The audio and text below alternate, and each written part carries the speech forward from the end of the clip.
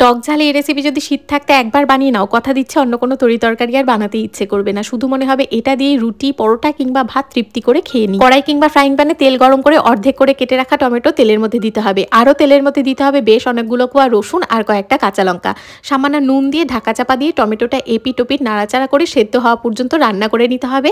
ঠান্ডা করে খোসা ছাড়িয়ে রাখতে হবে। শীতের তরতাজা সাদা মূলো নিয়ে খোসা ছাড়িয়ে একটুখানি গ্রেট করে রাখতে হবে। তারপর মূলোর পাতাটাকে না ফেলে দিয়ে ধুয়ে একদম কচি কচি পাতাগুলো কুচিয়ে নিতে হবে। বাড়িতে যদি শিলনোড়া থাকে তাহলে রেসিপিটি অবশ্যই শিলনোড়ায় বানাবে। আমি চপারে বানাচ্ছি। সেদ্ধ করে রাখা টমেটো, রসুন, কাঁচা লঙ্কা চপারের মধ্যে নিয়ে বেশ অনেকটা লেবুর রস, সামান্য নুন আর বিট নুন দিয়ে ভালো করে চপ করে নিয়ে তারপর আগে থেকে গ্রেট করে রাখা মূলো পাতা আর বেশ অনেকটা ধনে পাতা কুচি দিয়ে মিক্স করে নামিয়ে নিয়েছি। এতটাই টেম্পটিং হয় এই চাটনির রেসিপি, একবার যদি রুটি পরোটা দিয়ে খাও অন্য কোনো চাটনির দিকে তাকাতে ইচ্ছে করবে না। এই স্পাইসি মূলো চাটনির সাথে খাওয়ার জন্য একটা গ্যাসে বসিয়েছি আলুর পরোটা, আরেকটা গ্যাসে দুধ চা। আর দুধ চা বানাতে গেলে প্রত্যেক দিন আমার এটাই হয়, চাগুলো পুরো উতলে পড়ে গ্যাসটা নোংরা হয়। তবে এগুলো পরিষ্কার করা এখন ভীষণ ইজি, কারণ এগুলো পরিষ্কারের জন্য আগের এই টাওয়ালগুলো আমি আর ইউজ করছি না। এখন কিচেন পরিষ্কার করার জন্য আমি ইউজ করি বিকো রিইউজেবল কিচেন টাওয়াল। এগুলো কোনো নর্মাল কিচেন টাওয়াল নয় যেটা খুব তাড়াতাড়ি ছিঁড়ে যায় ফেটে যায়। এটা ছিঁড়ে যায় না, ফেটে যায় না, তার সাথে সাথে খুব তাড়াতাড়ি যে কোনো লিকুইড অ্যাবজর্ব করে নেয়। এটা ধুয়ে 100 বার পর্যন্ত রিইউজ করা যেতে পারে। আর এই কিচেন টাওয়ালগুলোতে দুর্গন্ধও হয় না। এটার লিঙ্ক আমি অবশ্যই প্রোভাইড করে দেবো, তোমরা চেক আউট করতে পারো। তার সাথে সাথে রেসিপিটা অবশ্যই ট্রাই করে জানাতে পারো কেমন লাগলো।